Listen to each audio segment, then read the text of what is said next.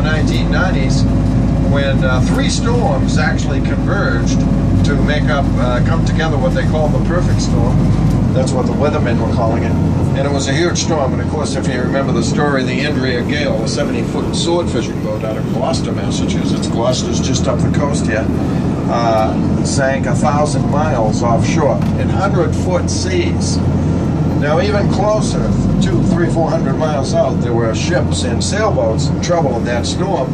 In one of those cutters, we have three of them here in Boston, stationed in Boston.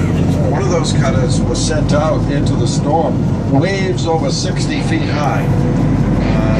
We lost one of our Coast Guard men and one of our Jayhawk helicopters that ran out of fuel trying to rescue people on a sailboat in the perfect storm. Now that whole area off to the left side now, that's the seaport area. That's the fastest growing section of Boston. It became an open area. It was kind of cut off before the Big Dig was finished because that two-decker highway cut the city right off from the waterfront. It's hard to get over there.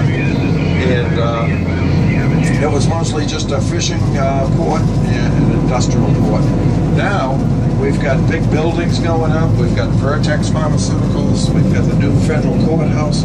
All kinds of new high-rises going up. It's the most valuable property in Boston right now, the hottest property. Now, at the end of the seaport area, you can see some cranes out there. That's the Conley container port. The big container ships coming from China and other places dock right there to have their containers unloaded. Just to the right of that, you see that long white building over there? It's about 8 stories high. That's Black Falcon Terminal. That's where the cruise ships tie up. There are actually at least 3 cruise ships tied up right now on the other side of Black Falcon Terminal. We have over